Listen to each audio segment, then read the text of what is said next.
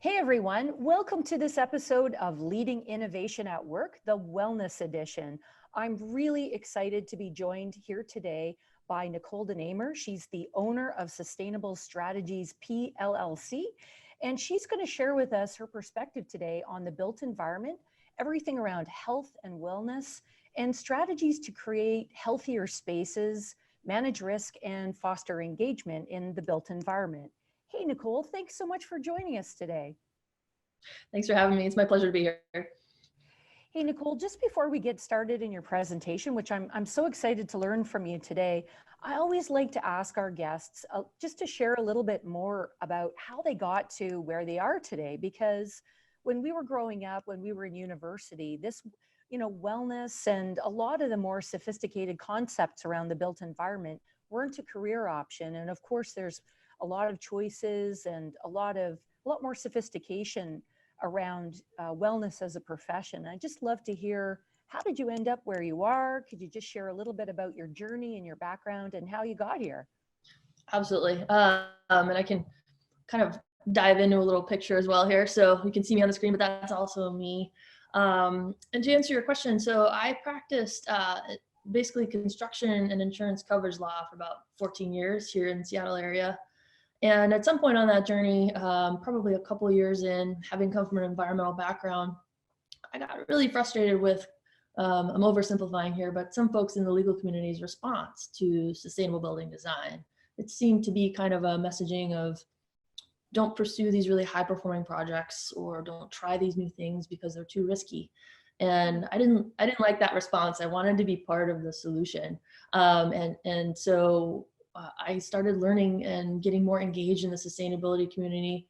Like in Seattle and other areas, what I found was that community was really welcoming, even to an outsider like me, being a lawyer, kind of being in this new community. And so my journey was really about just engaging, and then building up some credentials, learning and teaching and speaking in this space. And so as you can see, I've got on my slide here, I'm a lead green associate. I got that credential first, and a well AP, which was more recent for me, as well as being an attorney. And then, like you said, there's not really a clear path for a lot of people. So for me, it meant practicing law for a pretty long time, and then saying to myself that I really wanted to focus my energy more on sustainability. And so, as you mentioned, I launched Sustainable Strategies earlier this year, and kind of stumbled my way through that path, I guess, to where I am now, as I think a lot of people in the sustainability community have. And yeah. Well, I love your background, and thank you for persisting and being brave and not accepting the status quo. You know, I'm also a recovering Gen X, and I think one of the things that's common about our generation is that we are a little bit rebellious in our nature. We don't like to be told what to do. We love to be inspired what to do. And we're very determined and passionate. And I've often joked that I should have a pirate flag flying over my desk. And so I really applaud you for persisting and driving what really matters and what's really important, and not listening to or bending to the perceptions or, the wills or opinions of others. So thank you for your leadership and forging forward and being such a model example for all of us. Well, I appreciate that. That's very generous. Thank you. Yeah, I think we need to just make sure that all voices are heard, and everybody's got to participate in this climate change thing. And so I'm just glad to be part of it, encourage more people to do the same. And so I can share just a little bit more about myself, if that would be helpful. Sure. Kind of diving in. So whenever I do these conferences, I kind of like to know how the people, how they're experts in their field, right? And so just sharing a couple of points here.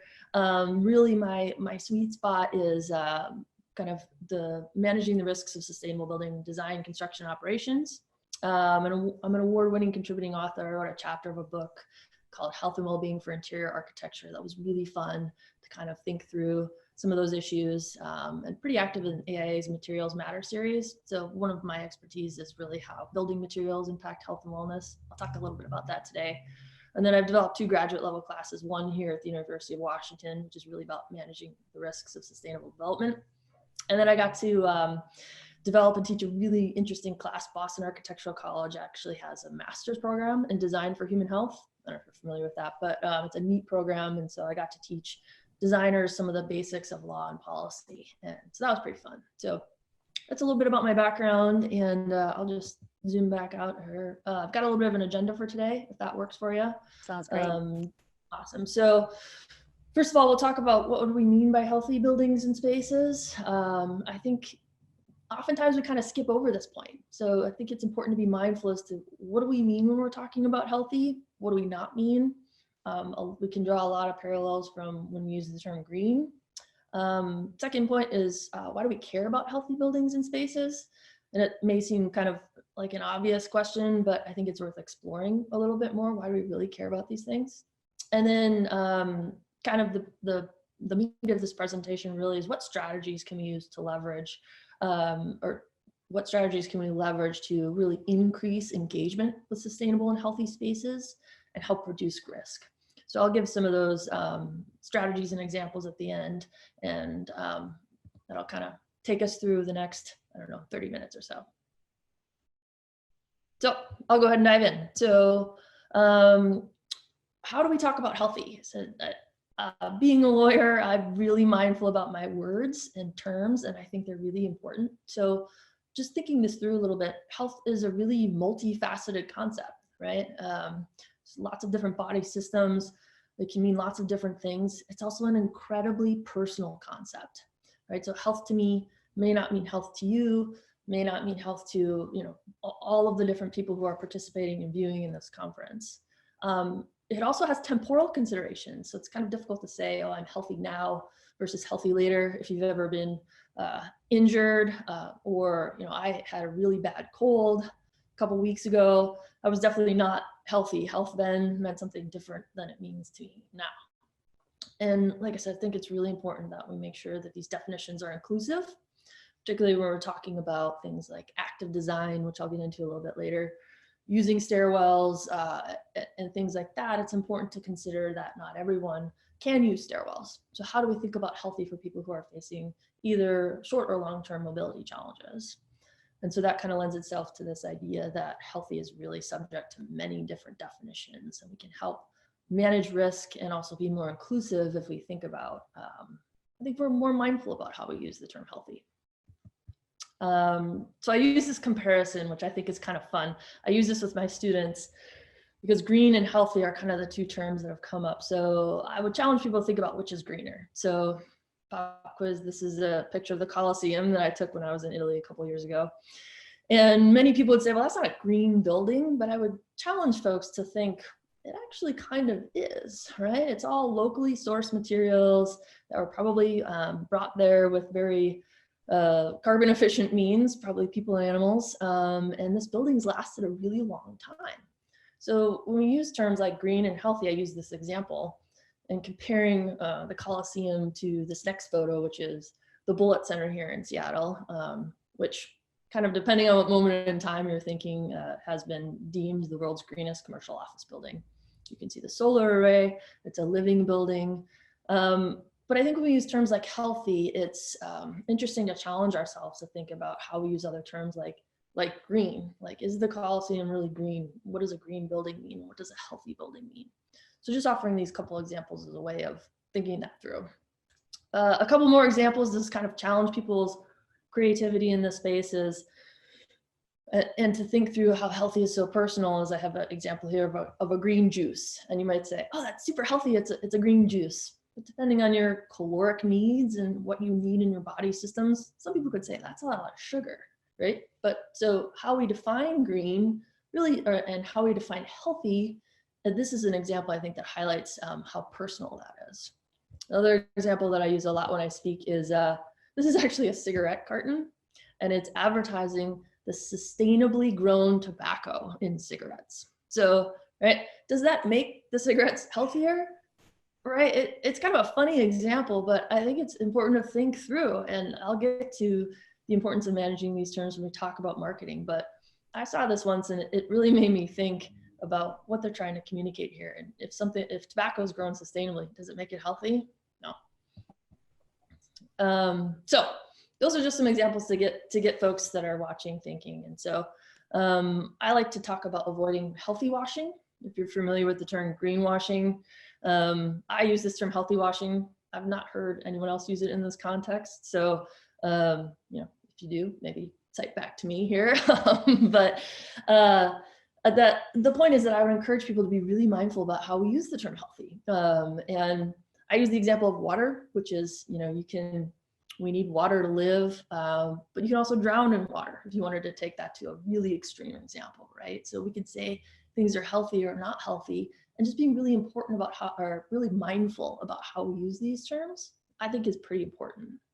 I was talking to a colleague, that third bullet point there, and he discussed the approach. So greener and healthier. I think that's kind of an interesting and nice starting point when we're thinking through how do I use healthy and how do I manage risk when I'm talking about these things. And so for folks who are in the kind of the real estate and other spaces, I think this raises questions of, or probably are thinking through, okay, so how do I market, or how do I authentically market healthy or sustainable aspects of my projects? And one thing that's important, I think, to point out is we often use shorthands like third-party certification systems. We say, well, that's healthy because somebody else certified it that way, or that's green because some entity certified it that way. And that's okay. But what's, I think, behind that, if we take a step back, is that green buildings are really very complicated. You're really describing a really complicated building structure, how it operates, what's put in it, how it's maintained, what the people inside of it do. And so I think just taking a moment to be mindful about shorthand.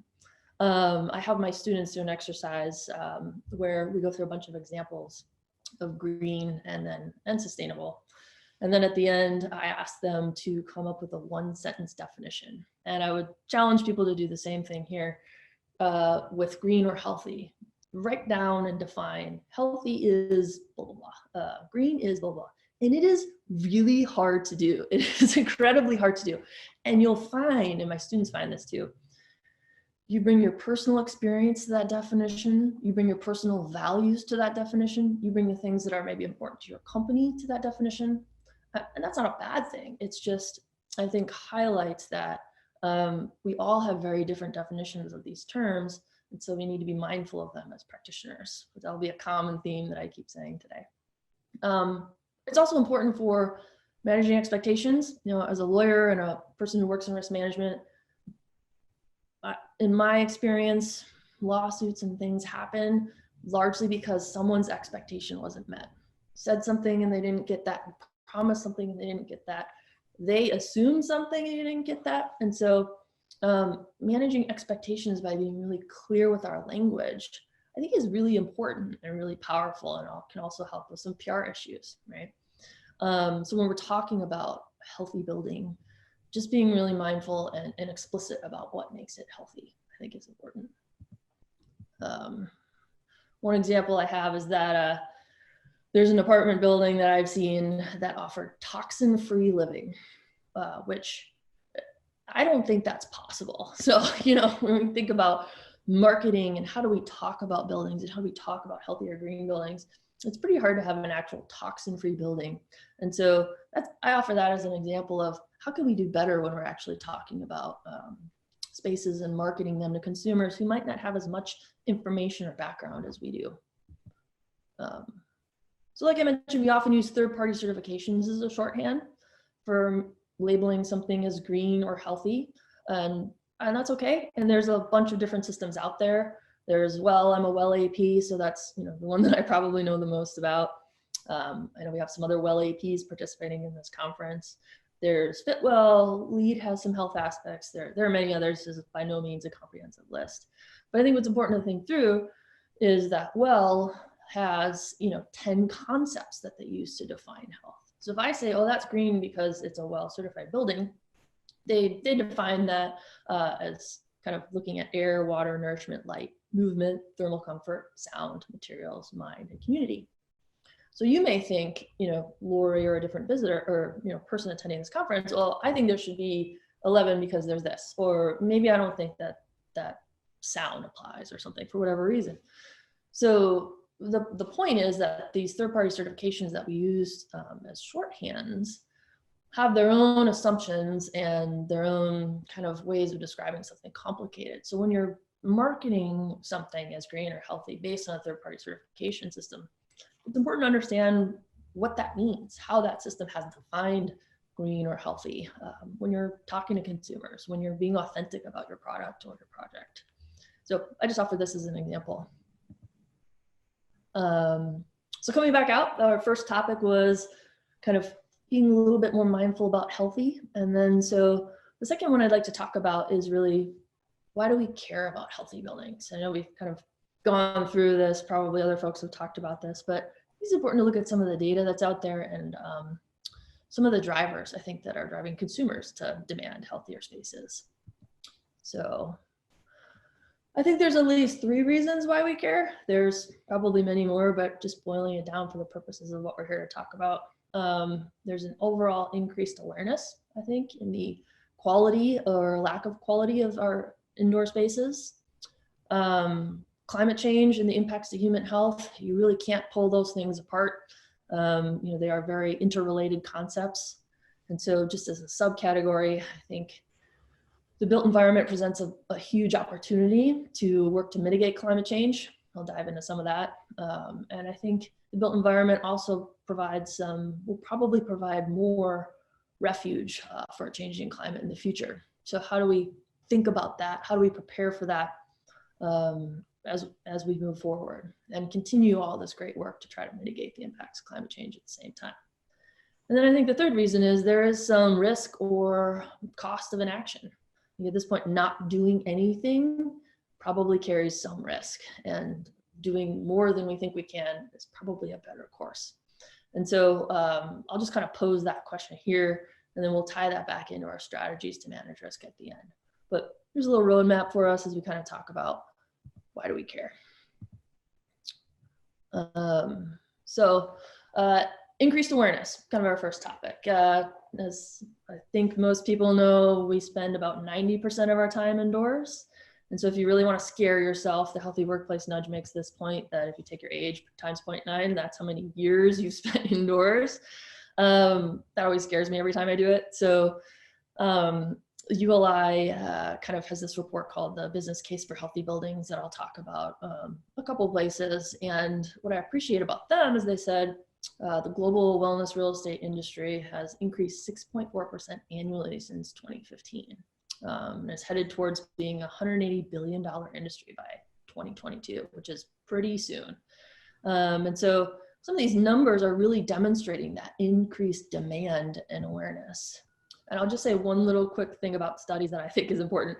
I cite probably a handful here, and I provide the site at the bottom of the slides. All studies have assumptions, all studies have limitations, and so it's important for folks who are watching this to kind of go back and make sure that they take a look at studies. I'm presenting little sound bites here, but I always just say that when I present to make sure that you check the site and go check those reports out. But this one from ULI, the Business Case for Healthy Buildings, is something that I take a look at pretty frequently. Okay, so increased awareness, demand. Some other kind of reasons why I think we care and we're seeing this increased demand is folks are thinking a lot more about the quality of their indoor environment, probably because of that 90% figure. We're thinking a lot more about light, daylighting, and circadian rhythms. I think people actually kind of have an understanding of circadian rhythms and the importance, and that they're like valuable science as opposed to just kind of being something that people thought might happen, a couple of years ago. Gotten a lot better and more serious about that. Acoustics is one aspect of healthy spaces for a lot of people, the way they define it. And I've recently encountered this in some of my work with colleagues who've had auditory challenges in one way or another. And I do a lot of speaking and being mindful of that people can hear me. So I pulled this statistic that I was unaware of, that 15% of adult Americans report some trouble hearing. So if we define a healthy space as one that allows people to hear and be heard, that's, I think, an important demand and something to be aware of. Kind of another aspect, water, both availability and quality. Making fresh water available for people to drink also encourages them to be healthier.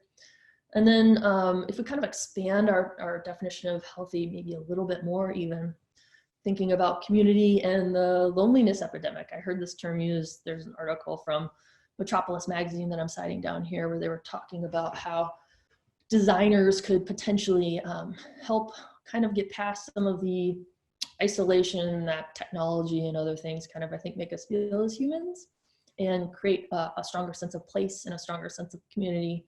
And if you define healthy that way, I think there's a demand for that. And so it's kind of all these different aspects that we can think about when we think about why do we care about healthy buildings. This is another example I give with respect to air quality. So I'll zoom in here so you can see. If you have an iPhone, you may not know this, on your Maps app, you're actually getting air quality data. So there's people are really caring about this. Apple didn't just put this here for fun. It's because people really want to know, and it's on top of mind what air quality is. So you have access to this data pretty easily if you have an iPhone, which I think is kind of interesting. Grab a sip of water here.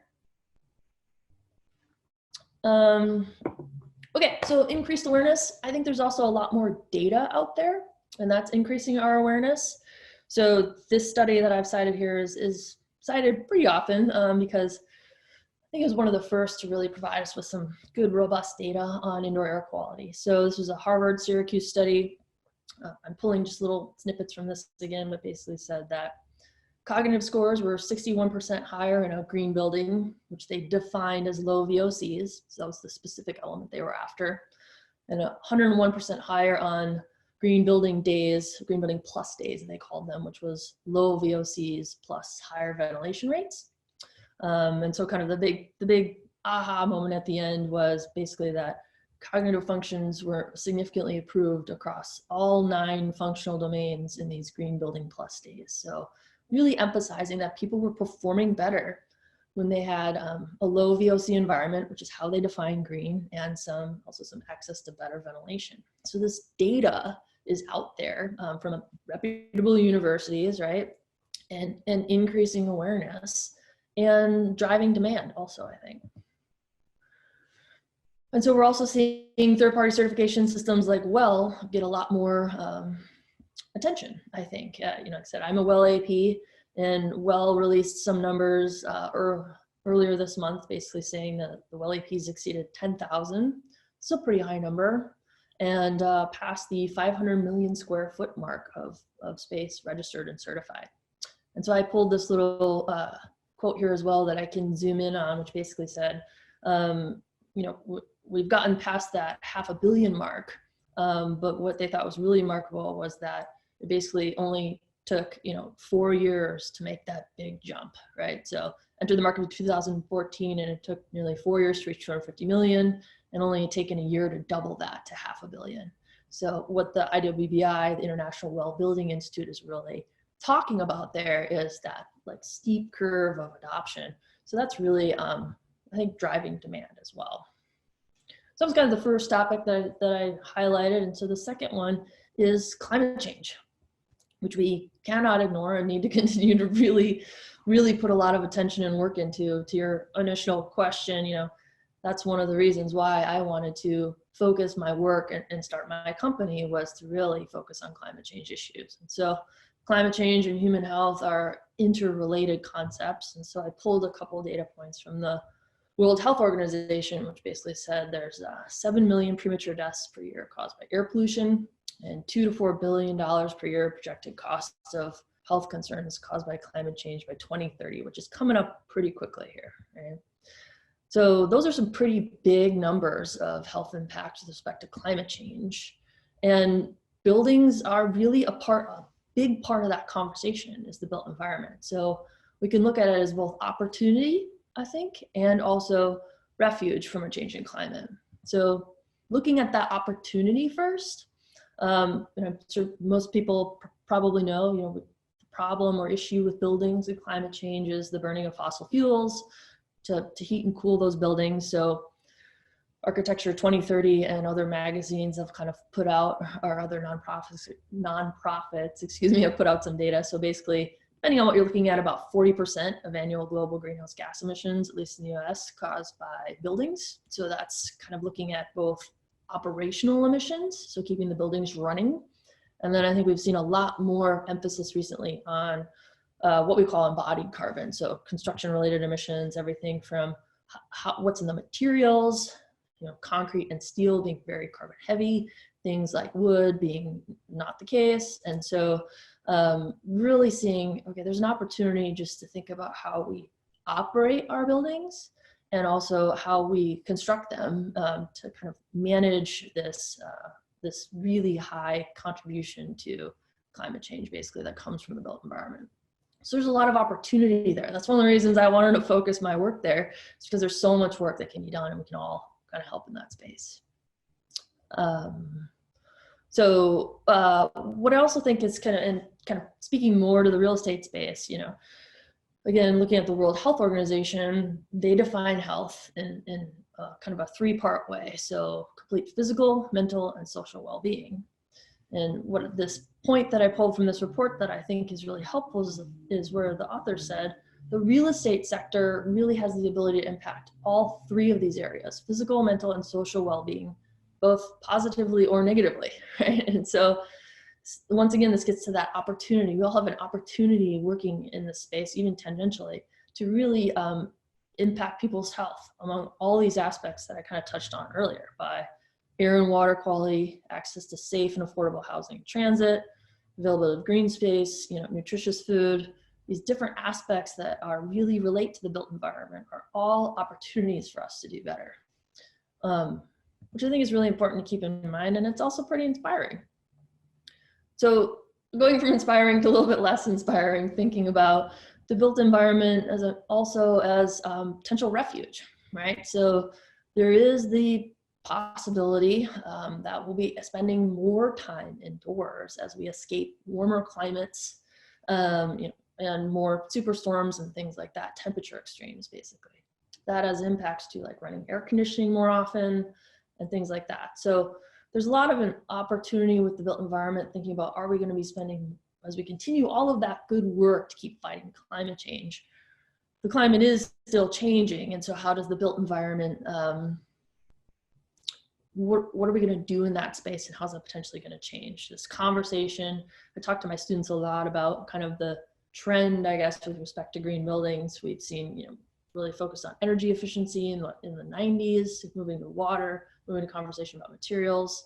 Now we're really talking about health and wellness and resilience. And so we're seeing that conversation shift to resilience and superstorms, and how do those impact the built environment, and what do we do there? So one example that I like to give, because it's a personal example, is buildings can actually provide sometimes improved air quality if the outdoor air quality is problematic for one reason or another. So I think I mentioned this, I live in Seattle, and we had some wildfires a couple years ago in the North Cascades. And so this is a picture I took of, it looks like a beautiful sunset, but that's actually a lot of particulate smoke in the air, and it was pretty scary. So we had a lot of wildfire smoke that people were using the built environment to escape from. I was actually in a very rural area of Washington at this time, just offering these pictures as an example of really what the outdoor air quality can look like, at least from what I've experienced from a personal example. This last photo here is one of our commuter ferries in Seattle, and you can see just that wall of smoke behind it. So I'm actually standing in downtown Seattle when I took this picture. And so people were going into buildings to take advantage of the improved air quality there. And so when we think about healthy, when we think about climate change, there's also a piece of it that is really seeking refuge from changing climate. And these are just some personal experiences that I've seen. And so I'm an outdoor enthusiast, and I couldn't run outside during those times, and I was inside a lot more. And so how do we think about, once again, continuing to fight climate change, but also how do our buildings support us when events like this happen?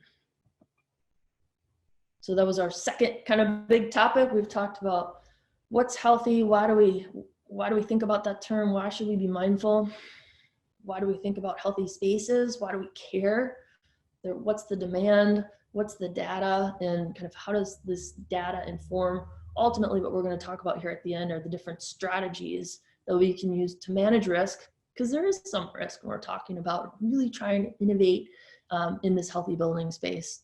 And I think what's most important is really how do we foster engagement with healthy aspects of building design, because I use the example of, you build going back to the Bullet Center, for example, super high performing, beautiful project. If the tenants there leave all the lights on, they leave all the water running, and bring in a bunch of single-use plastics, the building's not being used the way it was designed, right? And they're not getting the benefit out of that expense, quite frankly. And so how do we foster engagement with really well-designed, sustainable, and healthy spaces? Because everybody wins when we do that. So what can we do? What strategies can we apply? There's quite a few, and probably other people in this conference will talk about others, but I'm gonna at least talk about 4 here. So there's some passive design aspects. I think we can leverage some neuroscience to help us with engagement and managing risk. Signage, which sounds kind of silly, but it's actually, I think, really important and a very cost-effective form of risk management and fostering engagement. And I'll talk about a couple other potential issues. And there's some additional research that I think can help us leverage these strategies. So I'll dive right into these. So I know the author of the Healthy Workplace Nudge was participating in this conference as well. It's one of my favorite books. I think it's a really powerful piece. So just highlighting the piece here that relates to the built environment. So to enforce everyone's understanding, basically those authors concluded that most wellness programs were ineffective and a waste of money. And I think they made a really good point, which was if we spend 90% of our time indoors, why are we not focusing 90% of our funds there? And challenging ourselves as practitioners across all industries to really think about just that point. Let's focus the money where we're really spending our time, and moving away from kind of these behavior modification strategies that only benefit people who choose to wear a Fitbit or can use the stairs, or kind of those kind of one-off things, and spend money on passive design aspects that improve the wellness of everyone who passes through those spaces, just by virtue of being there. So some great insights, I think, from the Healthy Workplace Nudge, and some strategies as well. So just highlighting a couple of passive design aspects. Like I said, there are many more. Opening up stairwells so people who are not facing a mobility challenge can use them. Improving indoor air quality. We saw that statistic earlier that if you're going to focus your efforts somewhere, having better air quality seems to be one that really can help improve performance, at least have some good data on that.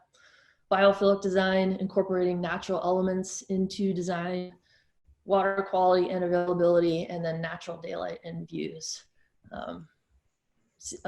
One thing that I like to highlight as far as passive design, that views and light. Lorri and I were joking when we started that it was actually kind of sunny in Seattle, and by sunny I meant not raining. But one study that I think is kind of helpful, CBRE put out some survey results earlier this year where they were asking tenants kind of what are their most valued perks or amenities in the office. I've got the site down there if you want to check it out, but basically 53% said views of the outdoors, and same percent said natural light. These were also the things that people complained about the most. So what's kind of interesting here is, we've got a real estate boom going in Seattle, for example, and there's lots of the other aspects they identified here, like game rooms, fitness centers, snacks and all kinds of things like that, kitchens. And it turns out, at least based on this survey, that people really just wanted to be able to see outside. And so that's a relatively kind of easy thing to help people get access to. So interesting to kind of know that that's really what people are after. And then kind of our second strategy for fostering engagement, I think, is leveraging a little bit of neuroscience. And so I use this article that I've cited here in my class at the University of Washington, and I think it really does a good job. It's a little dated from 2008, but it does a good job of helping think through how do we kind of bring down the social and psychological barriers to green building, because they do exist. People have ick factors about things. They think green or sustainable buildings are uncomfortable. They often confuse them with an architectural style. You can have a very green craftsman, I always tell people. But anyway, so we can move away from green and healthy, which is also often framed, I think, as sacrifice. We're giving something up, right? So it's green because it uses less of something, and really framing it as something that makes people want to participate. They want to engage. And so this is a quote from the study where they actually noted that some people, that adoption of new practices are easier if they're presented as an attractive option rather than a sacrifice. And I often remind myself of this. And they noted, granted this was 2008, so it's a little bit dated, but that some people actually didn't like the term green building, and they actually resonated more with them was a smart building or a high performing building. I think that also highlights kind of knowing your audience, but we can use these kind of neuroscience tricks to help people engage with spaces in ways that are meaningful to them, and really challenge ourselves as practitioners. I'm constantly thinking through, how do I present the sustainable design or this behavior as something that's engaging and important and means something to people, as opposed to what we traditionally hear of, you know, you have to give that up, it's going to be uncomfortable, it's going to be a sacrifice. And I think the importance of making sustainability fun, I put 2 examples down here that people can look at later. We don't have time here today, but Seattle Traffic did a really great advertisement with a swearing salmon, actually, that made it on NPR because it was such a well-received campaign that was encouraging people to reduce basically single occupant vehicle rides. So you can Google that and find it, and it's really interesting. And then ChemSec also did some really great ads about safer chemicals that are really engaging, they're really funny. And sustainability can be fun. It doesn't have to be something that's sacrificed. And I think that's really important for people to keep in mind. So, and a way to foster engagement. So the third thing I said I was going to talk about was signage, and, you know, kind of the big picture, what I'm here to talk about is fostering engagement and managing risk. And I think signs can really do both of those things in a really cost-effective way that helps, if you're an owner or a property manager, helps you engage with your tenants, helps manage risk. If, for example, you're responsible for the waste stream, as I'm about to show you in some of these examples, and really helps building designers and owners recoup the benefit of sustainable aspects. Like I was talking about earlier, if you build a really high performing or really low waste structure or process, but people don't know how to use it, you're not getting any benefit out of that effort and that investment. And so how do we change that narrative? And so these are a couple of examples that I pulled. I am always taking pictures on my phone. This is from my local Trader Joe's, and you know, composting, recycling, and what's garbage is actually really confusing, and it also differs based on where you are. We have really robust composting programs here in Seattle, and I fully recognize that is not true of all areas. And so, you know, not only did this Trader Joe's kind of outline these different things, they also put examples of the products behind to help people make kind of that quick visual decision as to where to put things, manages the store's risk, and I think it's really, really helpful. And so here's another example. I think this is from Whole Foods in Portland, if I have that right. But anyway, similar, you know, they took examples of probably the most common products that are purchased there, and to help consumers and users of that space say, oh, okay, this is where glass goes. In Portland, it looks like they separate glass from other forms of recycling. That's not true in Seattle. And so it helped me when I was in that space go, oh, okay, this is where I'm supposed to put this. And this is a really it's really effective and inexpensive way to get people to engage. And another thing that I like that I often point out, put a little arrow here, is the importance of using the word landfill. If you haven't already gathered this, I am a big nerd, I guess we'll say, about words and language. And so I think identifying landfill as opposed to trash is an interesting decision, because I don't know, everybody has a different kind of thoughts on this, but for me, when I think of trash, it's something that goes into a neat bin and goes away. A landfill, I can picture that place. I can picture that big place with all that garbage and seagulls and bulldozers and all those things. And it makes me think twice about kind of, because I can picture that place, it makes me think twice about what I put there, if that makes any sense, versus kind of trash, which is something that goes away, right? A landfill is a place. And I think that's an important term, and you see kind of that distinction being made more and more. And I think it's one that kind of helps people think twice, I think. So one more set of 3 examples.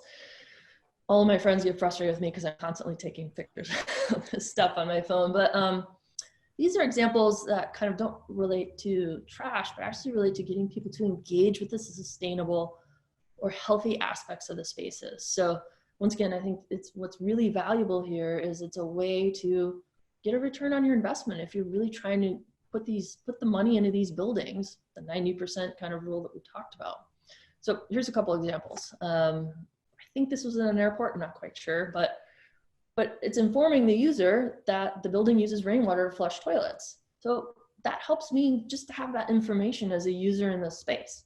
Probably also warning me that the water could be like a different color or something could be a little bit different about it, I guess. But it's helping me engage with the sustainable design aspects of that space. Another example, I think this was at City Hall. Obviously don't drink toilet water, period, but also, highlighting it's best practice, but that this was reclaimed water. So I know that this was either a catchment system or some type of roof, green roof system that they were using as water to flush toilets. That makes me happy because the fact that we use clean, potable water to flush toilets in the United States is pretty distressful. So it was helpful for me as a user in the space to know that that wasn't the case. And this is some signage at my local PCC at my neighborhood here in West Seattle. This is a requirement of the Living Building Challenge that they're certified under, but kind of putting that aside, it helps show where the store is in relation to other public transportation lines. And so if you're curious, or if you're kind of thinking through, maybe you drove there once and then you see this sign and you're saying, oh, I could have taken the bus, it's on a bus line, or this is why the store is situated here as opposed to somewhere else. These signs just really help, I think, users feel a sense of place and really have an ability to engage with those sustainable design aspects. It's really effective and really inexpensive. So I think signage is an important thing to think about. I think the last kind of topic within strategies is just thinking through some other issues that I couldn't really fit into a category. So we're seeing a really pretty competitive, educated market. Folks and users are much more knowledgeable about sustainable practices. Might not know everything about something like LEED or something like WELL, that's pretty complicated, but we're seeing people having a much higher, I think, overall educational level about green and healthy. And so I think what that means as practitioners, it's also really important to extend healthy all the way down the supply chain. Often we're only thinking about the end user, which is important, but also thinking about folks who are cleaning the spaces, folks who are maybe using the spaces temporally, folks who were involved in constructing the spaces, and then they leave and go to another project. So I cited this Kilroy case study, which is within the report that's down there below. They talked about how they instituted a green janitor education program. So helping the cleaning facilities folks understand things like green cleaning, vampire power, turning off the lights, and the importance of reporting leaks. So thinking a little bit more broadly, not just about the end user, but all the different kind of people who are involved, all the different people who are involved at different points in time with respect to building, I think was really important and insightful. And the importance of engaging experts, this gets complicated pretty quickly. And so there's folks who are well APs, there's other folks who specialize in energy usage, and getting experts involved like you would in any other complicated aspect is one way to manage risk as well. I talk a lot about this too. Another potential issue is getting and staying ahead of future regulation as a way to manage risk. So kind of trying to stay mindful of how the regulatory landscape might change in the future when you're building or working in a specific jurisdiction. There's all kinds of positive aspects that can come from thinking ahead. So one that we've seen is sometimes there's limited opportunities or resources if regulation is changing. So you can take advantage of those if you get involved early. It's a way to keep a project relevant. What we don't want to see is great project built, and let's say, and then the energy code changes really soon thereafter, and so you're not relevant anymore. It's a way to get a higher investment. I think we're potentially going to see some regulation of the term healthy with respect to buildings. We see that with respect to food and kind of nutritional content, kind of the juice example I gave earlier. But I think pretty soon we'll see some regulation at some level of the term healthy with respect to materials. Green is regulated at some federal and state levels in the consumer market. I think folks would also be mindful to think about impacts to existing leases. What kind of lease structures do you have? I'm doing some work in this space right now, and how would they potentially be impacted by changes in future regulation? And then energy efficiency and carbon usage. We are definitely seeing most cities and states that have at least climate action plans getting pretty aggressive with respect to building energy usage, going all the way back to what we talked about a bit earlier with the 40%, right? Buildings using a lot of energy and a lot of carbon. So one example that I'd offer here is just in my local area, City of Seattle, State of Washington. And in the past couple of years, we've got the energy benchmarking and disclosure ordinance, where buildings have to basically show how much energy they're using.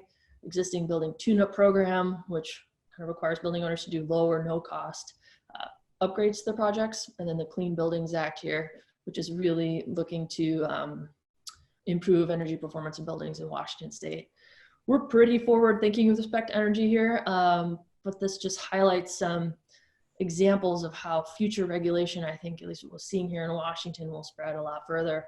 And one really effective way, I think, to manage risk is to try to get and stay ahead of future regulation by looking at what's going on elsewhere. Just a couple more things to think through, potential issues. Like I referenced this earlier, I think there is a cost of inaction. I think there's a cost to doing nothing. Now that we have that educated consumer audience, we have the realities of climate change hitting harder and faster. I think there's quite a bit of benefit in participating in the process. If you can participate in a regulatory process, I always challenge my students to at least go to a city council meeting, go to some design review meeting, participate in the process somehow, lead and well and things like that, accept public comments.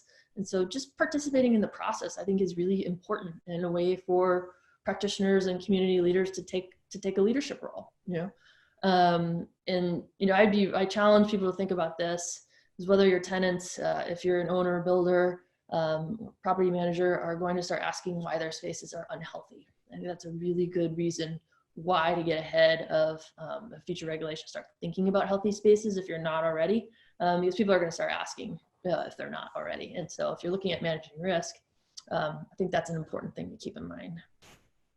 Thinking pretty broadly at this point, but an important point, I did find this Harvard Business Review article that I wanted to share because it ties into the things we talked about with respect to climate change and air travel. So Swiss Re basically discovered in 2017 that they had pretty low direct carbon emissions, but that their employees were traveling a ton. And so they had really high, 15 times direct emissions per employee with respect to their business travel. And so once they figured that out, they basically kind of did this assigning internal carbon units and a fee for their employees to travel, which just kind of made them think, it seems, more about that. And I think that was really important kind of leadership role. And I think, you know, since we're talking about health and wellness, travel related stress is a real thing. And taking the leadership role with respect to looking at that kind of stress and how that impacts a business's bottom line, as well as the environmental factors, the health and wellness, the huge contributions of carbon with respect to that many flights, and just the human impact was really interesting to have that company challenge themselves to think about that and then share that data with us.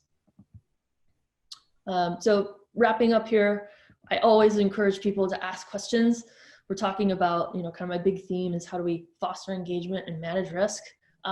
Ask questions. You have a right to know what's in your space, what's in a product. How did you decide to use this product or process? How is this green or healthy? Kind of getting the points we started. If you're walking into an apartment that advertises a green space, ask, what makes this green? Why do you use that term? Or if you're looking at purchasing a product that's healthy or healthier, or you want to advertise a space as healthy, challenge yourself to think, what's healthy about it? One thing I often see people asking is, why is there so much plastic? And I think that's a completely fair question, to challenge manufacturers to use less plastic. And can we do better? Because the answer is almost always yes. We can do better no matter what business line you're in, no matter what line of work you're in. As practitioners, we can always do better. So ask that question of yourself, ask it of your peers, ask it of consumers, you know, can we do better? Because I think we almost always can, and we really have to at this point. So just wrapping up here, we all really have the opportunity to do better, elevate our profession, whatever that is, and educate our peers. Be mindful of these terms like healthy washing, or calling things healthy when they're not, and really challenging ourselves to ensure accessibility. Active spaces are great. Keep in mind that not everyone can be active in the same way, temporally, long-term, short-term, and making sure that we're just thinking through kind of all those different ways, because a space is not sustainable or healthy if not everyone has access to it, right? And so kind of making sure those accessibility issues are front of mind, I think, is really important when we're using terms like sustainable and healthy.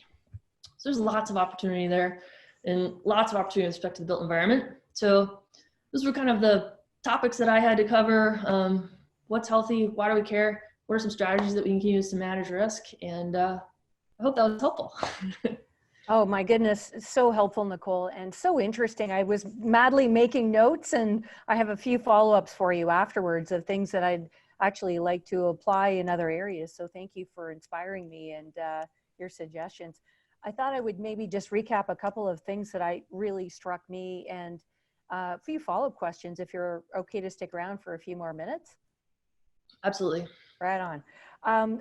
You started by talking around healthy is blank, sustainability is blank, experience is blank, and rallying around whatever your definition of it is. And sure, that might be challenging to come up with one statement, but I couldn't agree with that anymore, because I think that quite often we do all of these sporadic things without forgetting what problem we're solving, or what direction or philosophy or what are our goals. So starting with a statement or a goal is so important. And I just really want to underline that, because there's so many things you can do, but it's better to narrow them down and focus around what really matters to you. And every company has their own manifestation of that. So I thought that was so wise. And believe it or not, people just go galloping off into doing a bunch of things. And you're better to get sign off on a lot of these initiatives if it's pointed at a specific goal, or you're more articulate on, what is that statement?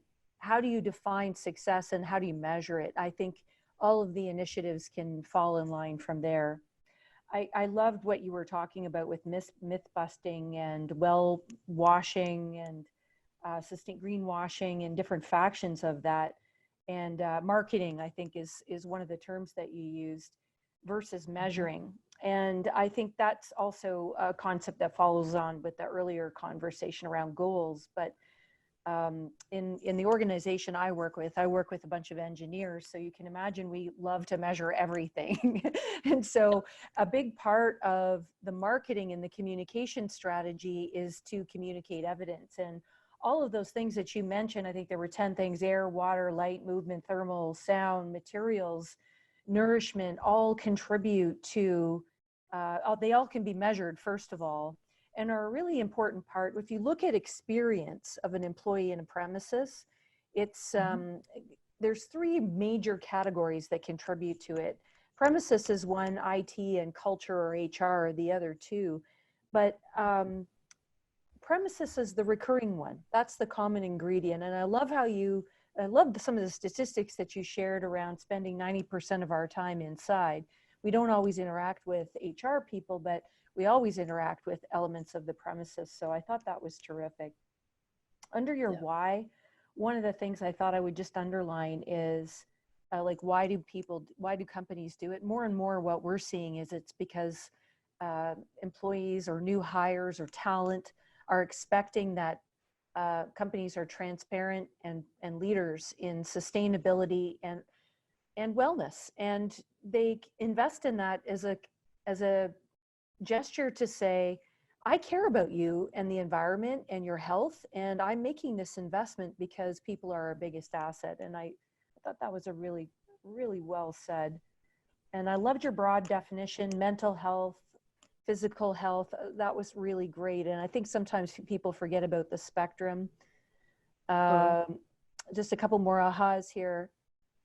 Oh yeah, climate change versus climate crisis. We're starting to use that terminology more. I thought your discussion around food, I love those pictures at Trader Joe's. I think like, talk about a blunt way to get engagement of employees to really understand. And we often do a lot of waste audits and education programs, but there's permanent education fixtures right there. So I'm going to gleefully plagiarize that one, Nicole. So thank you very much on that. That's great. It's great. I think, oh, I'm sorry.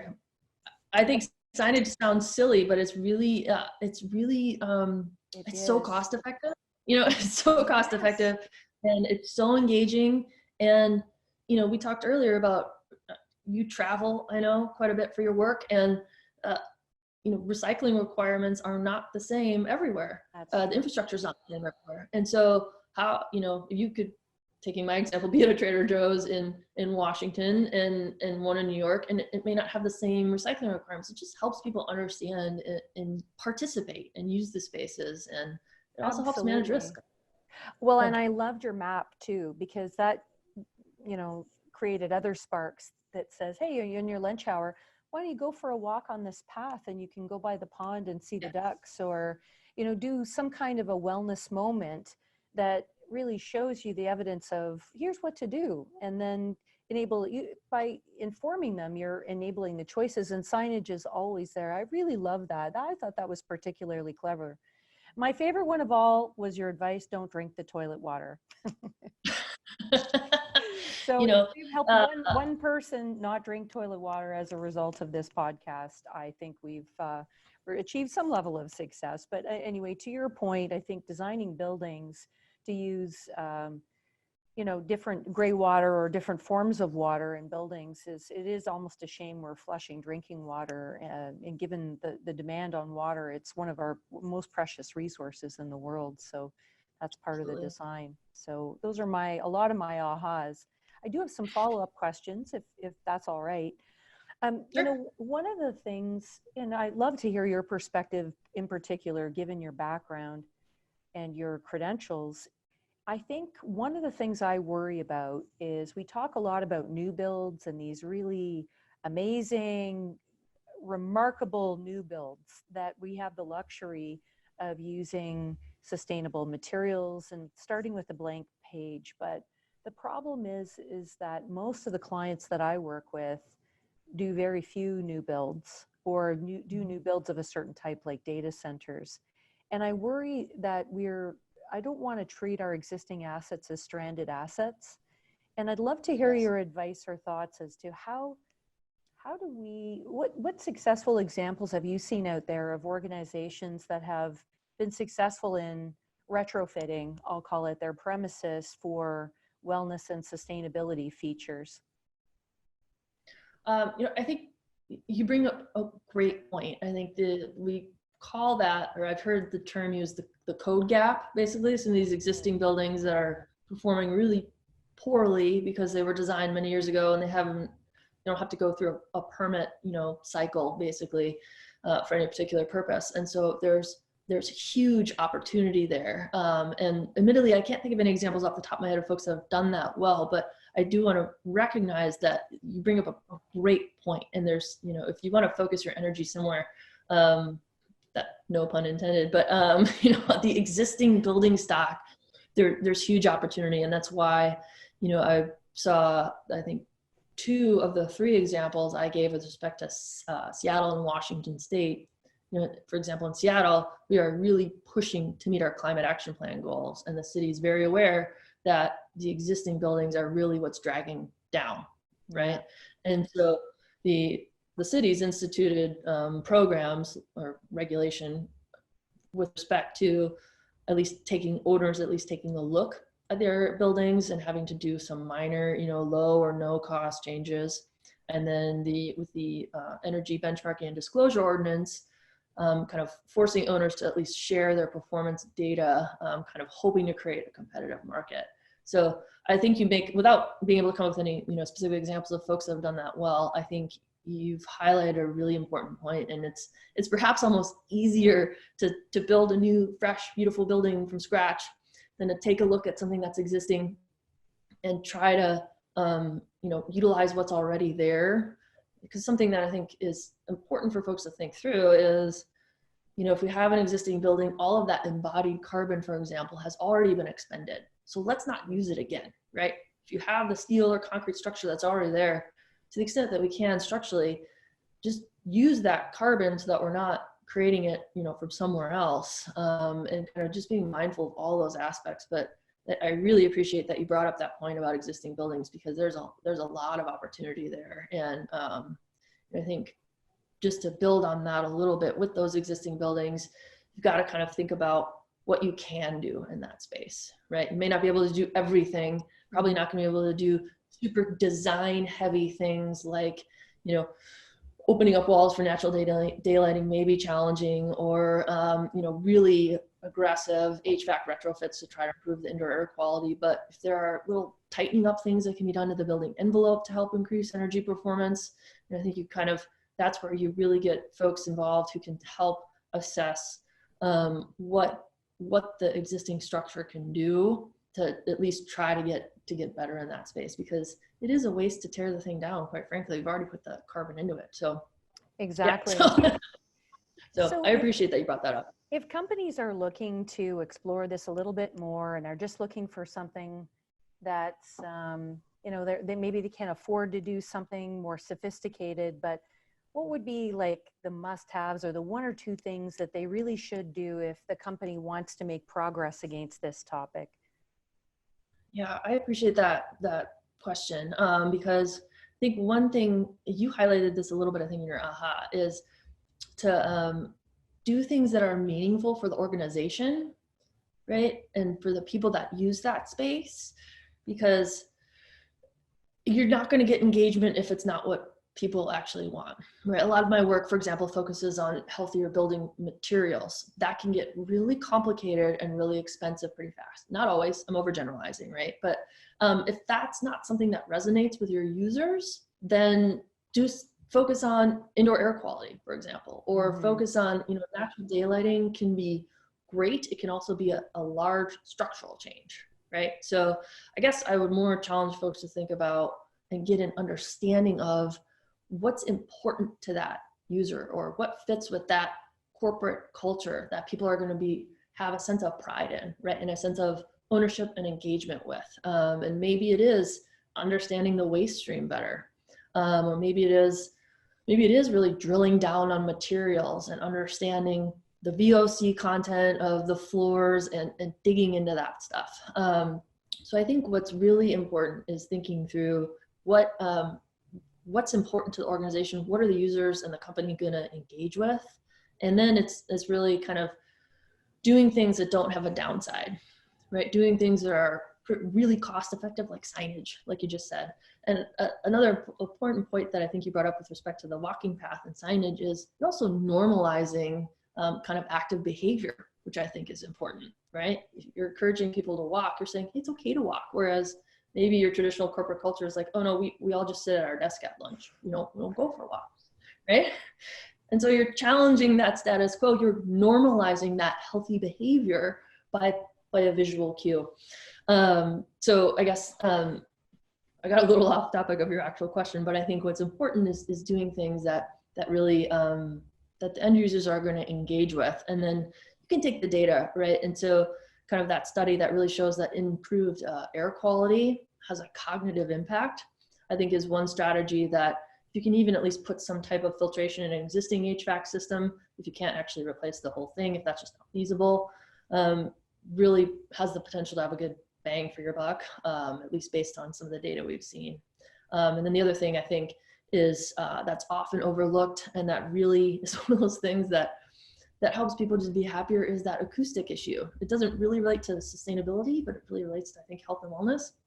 People don't realize how annoyed they are with ambient noise and how much it affects them until it's like a boiling point, right?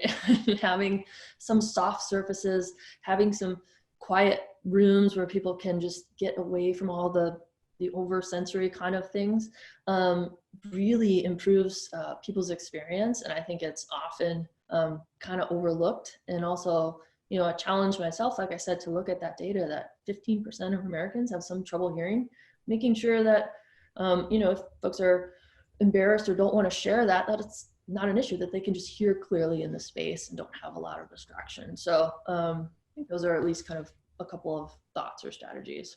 Nicole, thank you so much. And I always love practical advice, steps that people can take that are in reality. It's, as you know, one of my pet peeves is going to a conference and you hear about these big ideas and then you go back to your day job and don't do anything different. So everything that you've just mentioned, I mean, you've enlightened us to think more strategically, but you've also brought it down to some very practical steps of things that we can implement fairly easily, and that will make a big difference. And I thank you so much for your insights. Now, for anyone that wants to keep in touch with you or continue to learn from you, is there a website or a social media that you would like to share with the audience so that they can continue the conversation with you? Yeah, so, well, thank you for having me. I really appreciate the opportunity to share what I know. So thank you. And yeah, so my company is Sustainable Strategies. It's on the computer screen on the image here. And so it's Sustainable Strategies PLLC.com. You can also find me on LinkedIn. And those are probably the two best ways. So yeah, I appreciate the opportunity, and we can all do better. So let's do it. Right? Oh, high five to you. Virtual high five. All right. Nicole DeNamur, thank you so much. I really learned a lot from you. I took copious notes. I really am so grateful for you joining us here today at this episode of Leading Innovation at Work, the Wellness Edition. Thank you so much, everyone. That's it for today. I hope you learned a few points to help you implement the future today. Signing off for now, Lorri Rollinson. Have a great day, everyone.